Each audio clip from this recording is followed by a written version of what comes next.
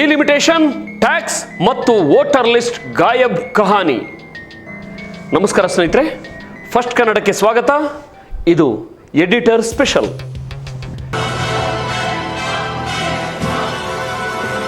ಗೆಳೆಯರೆ, ಇಮ್ಯಾಜಿನ್ ಮಾಡಿ, ನೀವು ಕ್ಲಾಸ್ನಲ್ಲಿ ತುಂಬ ಕಷ್ಟಪಟ್ಟು ಓದಿ ಎಲ್ಲ ರೂಲ್ಸ್ ಫಾಲೋ ಮಾಡಿ ಫಸ್ಟ್ ರ್ಯಾಂಕ್ ತಗೋತೀರಾ. ಆದರೆ ಸ್ಕೂಲ್ನವರು ನೀನು ತುಂಬ ಸ್ಮಾರ್ಟ್ ಇದೆಯಾ, ಹಾಗಾಗಿ ನಿನ್ನ ಸ್ಕಾಲರ್ಶಿಪ್ ಕ್ಯಾನ್ಸಲ್ ಮಾಡಿ ಫೇಲ್ ಆದವನಿಗೆ ಕೊಡ್ತೀವಿ, ಜೊತೆಗೆ ಕ್ಲಾಸ್ ಮಾನಿಟರ್ ಪಟ್ಟ ಕೂಡ ಅವನಿಗೆ ಕೊಡ್ತೀವಿ ಅಂದರೆ ಹೇಗಿರುತ್ತೆ? ಇದು ಕೇಳೋಕೆ ವಿಚಿತ್ರ ಅನ್ನಿಸಿದ್ರು ಪ್ರಸ್ತುತ ಭಾರತದ ಒಕ್ಕೂಟ ವ್ಯವಸ್ಥೆಯಲ್ಲಿ ಅಂದರೆ ಫೆಡರಲಿಸಂ, ದಕ್ಷಿಣ ಭಾರತದ ರಾಜ್ಯಗಳು ಎದುರಿಸುತ್ತಿರುವ ಅಸಲಿ ಸಮಸ್ಯೆ ಇದೆ. ಜನಸಂಖ್ಯೆ ಕಂಟ್ರೋಲ್ ಮಾಡಿದ್ವಿ, ಟ್ಯಾಕ್ಸ್ ಸರಿಯಾಗಿ ಕಟ್ಟಿದ್ವಿ, IT-BT ಬೆಳೆಸಿದ್ವಿ ಅಂತ ಖುಷಿ ಪಡ್ತಿರುವಾಗಲೇ 3 ದೊಡ್ಡ ಸಾಂವಿಧಾನಿಕ ಬಿಕ್ಕಟ್ಟುಗಳು ನಮ್ಮ ಮುಂದಿವೆ. 1, ಡಿಲಿಮಿಟೇಷನ್, ಕ್ಷೇತ್ರ ಪುನರ್ವಿಂಗಡಣೆ. ನಮ್ಮ MP ಸೀಟುಗಳು ಕಡಿಮೆ ಆಗ್ತವಾ? ನಂಬರ್ 2, ತೆರಿಗೆ ಹಂಚಿಕೆ, ಟ್ಯಾಕ್ಸ್ ಡೆವಲ್ಯೂಷನ್. ನಾವು ಕಟ್ಟೋ ಟ್ಯಾಕ್ಸ್ ದುಡ್ಡು ಎಲ್ಲಿ ಹೋಗ್ತಿದೆ? ನಂಬರ್ 3, ಮತದಾರರ ಪಟ್ಟಿ, SIR. ವೋಟರ್ ಲಿಸ್ಟಿನಿಂದ ರಾತ್ರೋರಾತ್ರಿ ಲಕ್ಷಾಂತರ ಹೆಸರುಗಳು ಗಾಯಬಾಗ್ತಿರೋದು ಯಾಕೆ? ಬನ್ನಿ, ಯಾವುದೇ ರಾಜಕೀಯ ಪಕ್ಷದ ಪರ ವಿರೋಧವಿಲ್ಲದೆ ಸಾಂವಿಧಾನಿಕ ನೆಲೆಗಟ್ಟಿನಲ್ಲಿ ಮತ್ತು ಪಕ್ಕಾ ಡೇಟಾ ಇಟ್ಕೊಂಡು ಈ 3 ವಿಚಾರಗಳನ್ನು ಇವತ್ತು ಡಿಕೋಡ್ ಮಾಡೋಣ. I'm from Karnataka, MP from Karnataka. So I would like to raise concerns regarding the voice of South India, the representation of South India, and the number. Why? How has the Prime Minister arrived at the number of 50%? See, we can give women voice with the 543 number as well. Why do you want to link it with delimitation? Now you want to change the pratha, jo bolte hain na. After census you have the delimitation, but now you want to bypass that and introduce delimitation, which is totally unconstitutional. So the voice of South India, the southern states which have been performing very well in all parameters, be it education, be it in the population control, in education, in all sectors, and even our contribution to the GDP, the GST, the tax devolution, the money which is given to the southern states on their infrastructure, on their irrigation projects, in the farming sector, agriculture sector, what we want to utilize for the growth of our states is being regularly they have become deaf ears, the central government. So in this scenario, by reducing our representation in the parliament, the voice of South India, how can we expect the government to be fair on the delimitation exercise? Delimitation is a priority which requires a lengthy discussion and debate, which they are completely bulldozing, and in the mask of Women's Reservation Bill, they are introducing delimitation with their own rules, which is totally unconstitutional. Lok Sabha ಕ್ಷೇತ್ರಗಳ ಪುನರ್ವಿಂಗಡಣೆ, ಜನಸಂಖ್ಯಾ ದಂಡ. ಮೊದಲನೇ ವಿಚಾರ delimitation ಅಂದರೆ ಲೋಕಸಭಾ ಕ್ಷೇತ್ರಗಳ ಗಡಿಗಳನ್ನು ಮರು ನಿಗದಿ ಮಾಡೋದು. ಭಾರತದಲ್ಲಿ ಪ್ರಜಾಪ್ರಭುತ್ವ ಅಂದರೆ ಒಬ್ಬ ವ್ಯಕ್ತಿಗೆ 1 ವೋಟ್, ಹಾಗಾಗಿ ಜನಸಂಖ್ಯೆ ಹೆಚ್ಚಿರುವ ರಾಜ್ಯಗಳಿಗೆ ಹೆಚ್ಚು MP ಸೀಟುಗಳು ಸಿಗುತ್ತವೆ. ಆದರೆ ಸ್ವಾತಂತ್ರ್ಯದ ನಂತರ ಕೇಂದ್ರ ಸರ್ಕಾರ ಜನಸಂಖ್ಯೆ ನಿಯಂತ್ರಿಸಿ ಅಂತ ಹೇಳಿದಾಗ ದಕ್ಷಿಣದ ರಾಜ್ಯಗಳು ಫ್ಯಾಮಿಲಿ ಪ್ಲಾನಿಂಗ್ ಅನ್ನ ಸೀರಿಯಸ್ ಆಗಿ ತಗೊಂಡು ಜನಸಂಖ್ಯೆ ಕಂಟ್ರೋಲ್ ಮಾಡಿದ್ವು. ಉತ್ತರ ಭಾರತದ ರಾಜ್ಯಗಳಲ್ಲಿ ಜನಸಂಖ್ಯೆ ಸ್ಫೋಟವಾಯಿತು. ಈಗ ಕೇವಲ ಜನಸಂಖ್ಯೆ ಆಧಾರದ ಮೇಲೆ ಸೀಟು ಹಂಚಿದರೆ ಏನಾಗುತ್ತೆ ಹೇಳಿ? ದಕ್ಷಿಣದ ರಾಜ್ಯಗಳ ಧ್ವನಿ ಸಂಸತ್ನಲ್ಲಿ ಕ್ಷೀಣಿಸುತ್ತೆ. ಇದನ್ನ ತಪ್ಪಿಸೋಕೆ 1976ರಲ್ಲಿ 42ನೇ ತಿದ್ದುಪಡಿ ತಂದು 1971ರ ಜನಗಣತಿಯ ಆಧಾರದ ಮೇಲೆಯೇ ಸೀಟು ಹಂಚಿಕೆ ಮುಂದುವರಿಯಲಿ ಅಂತ ಫ್ರೀಸ್ ಮಾಡಿದ್ರು. ಆದರೆ 2026ಕ್ಕೆ ಈ ಫ್ರೀಸ್ ಮುಗಿಯುತ್ತೆ. ಕೇಂದ್ರ ಸರ್ಕಾರ 131ನೇ ಸಂವಿಧಾನ ತಿದ್ದುಪಡಿ ಮಸೂದೆ ಮೂಲಕ ಲೋಕಸಭಾ ಸೀಟುಗಳನ್ನು 543ರಿಂದ 850ಕ್ಕೆ ಏರಿಸಲು ಮುಂದಾಗಿದೆ.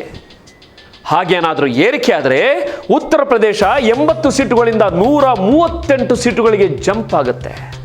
ಬಿಹಾರ 40ರಿಂದ 72ಕ್ಕೆ ಜಂಪ್. ತಮಿಳುನಾಡು 39ರಿಂದ ಕೇವಲ 50 ಅಂದರೆ ಪ್ರತಿಶತ 7.18ರಿಂದ 5.88ಕ್ಕೆ ಕುಸಿತ. ಕೇರಳ 20ರಿಂದ ಕೇವಲ 23, ಕರ್ನಾಟಕ 28ರಿಂದ ಕೇವಲ 42. ನೋಡಿದ್ರ, ಸೀಟುಗಳು ಹೆಚ್ಚಾದರೂ ಒಟ್ಟಾರೆ ಸಂಸತ್ನಲ್ಲಿ ದಕ್ಷಿಣ ಭಾರತದ ಶೇಕಡವಾರು ಪ್ರಾತಿನಿಧ್ಯ ಅಂದರೆ ಪರ್ಸೆಂಟೇಜ್ ರೆಪ್ರೆಸೆಂಟೇಷನ್ 24% ಇಂದ 19%ಗೆ ಕುಸಿಯುವ ಅಪಾಯವಿದೆ. ಇದು ದಕ್ಷಿಣ ರಾಜ್ಯಗಳು ಮಾಡಿದ ತಪ್ಪ ಸ್ನೇಹಿತರೆ. ಇದನ್ನೇ ತಜ್ಞರು ಜನಸಂಖ್ಯಾ ದಂಡ ಡೆಮೋಗ್ರಫಿಕ್ ಪೆನಾಲ್ಟಿ ಅಂತ ಕರೆಯೋದು. ಇದರ ಜೊತೆಗೆ ಈ ಬಿಲ್ನಲ್ಲಿರೋ ಇನ್ನೊಂದು ದೊಡ್ಡ ಶಾಕ್ ಅಂದ್ರೆ ನ್ಯಾಯಾಂಗ ವಿಮರ್ಶೆಯ ನಿರ್ಬಂಧ, ಎಕ್ಸ್ಕ್ಲೂಷನ್ ಆಫ್ ಜುಡಿಷಿಯಲ್ ರಿವ್ಯೂ. ಅಂದರೆ ಡಿಲಿಮಿಟೇಷನ್ ಕಮಿಷನ್ ಒಮ್ಮೆ ಗಡಿ ನಿಗದಿ ಮಾಡಿದರೆ ಅದನ್ನು ನೀವು ಸುಪ್ರೀಂ ಕೋರ್ಟ್ನಲ್ಲೂ ಪ್ರಶ್ನಿಸುವಂತಿಲ್ಲ. ಪ್ರಜಾಪ್ರಭುತ್ವದಲ್ಲಿ ಕೋರ್ಟ್ ಮೆಟ್ಟಿಲೇರುವ ಹಕ್ಕನ್ನೇ ಕಸಿದುಕೊಳ್ಳುವುದು ಎಷ್ಟು ಸರಿ ಹೇಳಿ? ನಮ್ಮ ಟ್ಯಾಕ್ಸ್ ದುಡ್ಡು ಎಲ್ಲಿ ಹೋಗ್ತಿದೆ? ಸರಿ, ರಾಜಕೀಯ ಅಧಿಕಾರ ಬಿಡಿ, ನಾವೇ ದುಡಿದು ಕಟ್ಟುವ ಟ್ಯಾಕ್ಸ್ ನಮಗೇನಾದರೂ ವಾಪಸ್ ಬರ್ತಿದ್ಯಾ? ಉತ್ತರ ನೋ, ಇಲ್ಲ. ಭಾರತದಲ್ಲಿ ಇನ್ಕಮ್ ಟ್ಯಾಕ್ಸ್, GST ಎಲ್ಲ ಕೇಂದ್ರಕ್ಕೆ ಹೋಗುತ್ತೆ. ಆ ದುಡ್ಡನ್ನು ರಾಜ್ಯಗಳಿಗೆ ಮರಳಿ ಹಂಚುವ ಕೆಲಸ ಮಾಡೋದು ಹಣಕಾಸು ಆಯೋಗ, ಫಿನಾನ್ಸ್ ಕಮಿಷನ್. 15ನೇ ಹಣಕಾಸು ಆಯೋಗ ಮಾಡಿದ್ದೇನು ಗೊತ್ತಾ? ಟ್ಯಾಕ್ಸ್ ಹಂಚಿಕೆಗೆ 1971ರ ಬದಲು 2011ರ ಜನಗಣತಿಯನ್ನು ಆಧಾರವಾಗಿ ಇಟ್ಕೊಳ್ತು. ಆಯೋಗದ ಸೂತ್ರದ ಪ್ರಕಾರ ಯಾರು ಬಡವರೋ ಅಂದರೆ ಕಡಿಮೆ ತಲಾ ಆದಾಯ ಯಾರು ಹೊಂದಿರ್ತಾರೋ, ಯಾರಿಗೆ ಹೆಚ್ಚು ಜನಸಂಖ್ಯೆ ಇದೆಯೋ ಅವರಿಗೆ ಹೆಚ್ಚು ದುಡ್ಡು. ಆರ್ಥಿಕ ಸಮಾನತೆಯ ದೃಷ್ಟಿಯಿಂದ ಇದು ಸರಿ ಅನ್ನಿಸಿದ್ರು ಉತ್ತಮ ಆಡಳಿತ ನೀಡಿ ಅಭಿವೃದ್ಧಿ ಹೊಂದಿದ ದಕ್ಷಿಣದ ರಾಜ್ಯಗಳಿಗೆ ಇದು ದೊಡ್ಡ ಪೆಟ್ಟು. ಡೇಟಾ ನೋಡಿ. ಕರ್ನಾಟಕ ಕೇವಲ 15 ಪೈಸೆ, ತಮಿಳುನಾಡು 29 ಪೈಸೆ, ಉತ್ತರ ಪ್ರದೇಶ 2 ರೂಪಾಯಿ 73 ಪೈಸೆ, ಬಿಹಾರ 7 ರೂಪಾಯಿ 6 ಪೈಸೆ. ಉದಾಹರಣೆಗೆ ಏಪ್ರಿಲ್ 2024ರಲ್ಲಿ ಸಾರ್ವಕಾಲಿಕ ಗರಿಷ್ಠ 2.10 ಲಕ್ಷ ಕೋಟಿ GST ಕಲೆಕ್ಷನ್ ಆಯಿತು. ಇದರಲ್ಲಿ ಕರ್ನಾಟಕ, ಮಹಾರಾಷ್ಟ್ರ, ತಮಿಳುನಾಡಿನ ಪಾಲು ಸಿಂಹಪಾಲು. ಆದರೂ ಕರ್ನಾಟಕದ ತೆರಿಗೆ ಹಂಚಿಕೆಯ ಪಾಲು 14ನೇ ಆಯೋಗದ ಪ್ರಕಾರ %4.71ರಿಂದ 15ನೇ ಆಯೋಗದಲ್ಲಿ %3.64ಕ್ಕೆ ಕುಸಿದು ಹೋಯಿತು. ಇದು ಒಕ್ಕೂಟ ವ್ಯವಸ್ಥೆಯಲ್ಲಿ ನಮ್ಮ ರಾಜ್ಯದ ಆರ್ಥಿಕತೆಗೆ ಅಂದರೆ ಫಿಸಿಕಲ್ ಫೆಡರಲಿಸಂ ಬೀಳುತ್ತಿರುವ ಭಾರಿ ದೊಡ್ಡ ಪೆಟ್ಟು. ವೋಟರ್ ಲಿಸ್ಟ್ ಗಾಯಬ್. ಏನಿದು SIR ಬಿಕ್ಕಟ್ಟು? ರಾಜಕೀಯ ಆಯಿತು, ಆರ್ಥಿಕತೆ ಆಯಿತು, ಈಗ ನೇರವಾಗಿ ನಮ್ಮ ಅಸ್ತಿತ್ವದ ಪ್ರಶ್ನೆ. ಇತ್ತೀಚೆಗೆ ಕೇಂದ್ರ ಚುನಾವಣಾ ಆಯೋಗವು ಅಂದರೆ ECI ವಿಶೇಷ ಮತದಾರರ ಪಟ್ಟಿ ಪರಿಷ್ಕರಣೆ ಅಂದರೆ ಸ್ಪೆಷಲ್ ಇಂಟೆನ್ಸಿವ್ ರಿವಿಷನ್ SIR ಅನ್ನೋ ಪ್ರಕ್ರಿಯೆ ಶುರು ಮಾಡಿದೆ. ಇದು ಎಷ್ಟರ ಮಟ್ಟಿಗೆ ವಿವಾದ ಸೃಷ್ಟಿಸಿದೆ ಅಂದರೆ ಕರ್ನಾಟಕದಲ್ಲಿ ಮೈ ವೋಟ್ ಮೈ ರೈಟ್ ಅನ್ನೋ ಅಭಿಯಾನದಡಿ ಬೆಂಗಳೂರು, ತುಮಕೂರು, ಉಡುಪಿ ಸೇರಿ ರಾಜ್ಯಾದ್ಯಂತ ಬೃಹತ್ ಪ್ರತಿಭಟನೆಗಳು ನಡೆಯುತ್ತಿವೆ. ಯಾಕೆ ಪ್ರತಿಭಟನೆ? ಯಾಕಂದ್ರೆ ಈ SIR ಪ್ರಕ್ರಿಯೆಯಲ್ಲಿ ಯಾವುದೇ ಪಾರದರ್ಶಕತೆ ಇಲ್ಲದೆ ಲಕ್ಷಾಂತರ ನೈಜ ಮತದಾರರ ಹೆಸರುಗಳನ್ನು ಡಿಲೀಟ್ ಮಾಡಲಾಗ್ತಿದೆ ಅನ್ನೋ ಗಂಭೀರ ಆರೋಪಗಳಿವೆ. ವಲಸೆ ಕಾರ್ಮಿಕರು, ಅಲ್ಪಸಂಖ್ಯಾತರು, ದಲಿತರ ಹೆಸರುಗಳು ನಾಪತ್ತೆಯಾಗ್ತಿವೆ. ಇದು ಸುಳ್ಳು ಅಂತ ನಿಮಗನ್ನಿಸಿದ್ರೆ ರೀಸೆಂಟ್ ಡೇಟಾ ನೋಡಿ. ಇತ್ತೀಚೆಗೆ UP, ಉತ್ತರ ಪ್ರದೇಶದಲ್ಲಿ ಬರೋಬ್ಬರಿ 2.05 ಕೋಟಿ ಮತದಾರರ ಹೆಸರುಗಳನ್ನು ಡಿಲೀಟ್ ಮಾಡಲಾಗಿದೆ. ಪಶ್ಚಿಮ ಬಂಗಾಳದಲ್ಲಿ ಮುಂಬರುವ ಚುನಾವಣೆಗೂ ಮುನ್ನ ಬರೋಬ್ಬರಿ 90 ಲಕ್ಷಕ್ಕೂ ಹೆಚ್ಚು ಹೆಸರುಗಳನ್ನು ಕೈಬಿಡಲಾಗಿದೆ. ಇದು ಎಷ್ಟರ ಮಟ್ಟಿಗೆ ಅಂದರೆ 2ನೇ ಹಂತದ SIRನಲ್ಲೇ ದೇಶದ 9 ರಾಜ್ಯಗಳಲ್ಲಿ ಒಟ್ಟು 63.16 ಲಕ್ಷ ಹೆಸರುಗಳನ್ನು ಕಿತ್ತು ಹಾಕಲಾಗಿದೆ. ಮಾಜಿ ಮುಖ್ಯ ಚುನಾವಣಾ ಆಯುಕ್ತರಾದ SY ಖುರೇಶಿ ಅವರೇ ಹೇಳುವಂತೆ ದಶಕಗಳಿಂದ ಇದ್ದ ವೋಟರ್ ಲಿಸ್ಟ್ ಅನ್ನ ಶೂನ್ಯದಿಂದ ಅಂದರೆ ಸ್ಕ್ರಾಚ್ ಇಂದ ಮತ್ತೆ ಪರಿಶೀಲನೆ ಮಾಡೋದು ಭಾರಿ ಅಪಾಯಕಾರಿ. ಇದು ಕೇವಲ ವೋಟ್ ಹಾಕುವ ಹಕ್ಕಲ್ಲ, ನಿಮ್ಮ ಪೌರತ್ವದ ಗುರುತನ್ನೇ ಕಸಿದುಕೊಳ್ಳುವ ಪ್ರಕ್ರಿಯೆ ಆಗಬಾರದು ಅಂತ ಸುಪ್ರೀಂ ಕೋರ್ಟ್ ವಕೀಲ ಪ್ರಶಾಂತ್ ಭೂಷಣ್ ಎಚ್ಚರಿಸಿದ್ದಾರೆ. ಸರಿ ಬಾಸ್, ಇಷ್ಟೆಲ್ಲ ಅನ್ಯಾಯ ಆಗ್ತಿದ್ರೆ ನಾವೇನು ಸುಮ್ಮನೆ ಕೂರ್ಬೇಕಾ? ಖಂಡಿತ ಇಲ್ಲ. ಸಂವಿಧಾನವೇ ನಮಗೆ ಕೆಲವೊಂದು ಪ್ರಬಲ ಅಸ್ತ್ರಗಳನ್ನು ಕೊಟ್ಟಿದೆ. ನಂಬರ್ 1, ಸಂವಿಧಾನದ 131ನೇ ವಿಧಿ, ಆರ್ಟಿಕಲ್ 131. ಕೇಂದ್ರ ಮತ್ತು ರಾಜ್ಯಗಳ ನಡುವೆ ಜಗಳ ಬಂದರೆ ರಾಜ್ಯಗಳು ನೇರವಾಗಿ ಸುಪ್ರೀಂ ಕೋರ್ಟ್ ಮೆಟ್ಟಿಲೇರಬಹುದು. ಉದಾಹರಣೆಗೆ ಕೇರಳ CAA ವಿರುದ್ಧ ಮತ್ತು ಛತ್ತೀಸ್ಗಢ NIA ಕಾಯ್ದೆ ವಿರುದ್ಧ ಇದೇ ವಿಧಿಯಡಿ ಕೋರ್ಟ್ ಮೆಟ್ಟಿಲೇರಿದ್ದವು. ನಮ್ಮ ದಕ್ಷಿಣದ ರಾಜ್ಯಗಳು ಒಟ್ಟಾಗಿ ಈ ಡಿಲಿಮಿಟೇಷನ್ ಬಿಲ್ ಮತ್ತು ಹಣಕಾಸು ತಾರತಮ್ಯವನ್ನು ಕೋರ್ಟ್ನಲ್ಲಿ ಪ್ರಶ್ನಿಸಬೇಕು.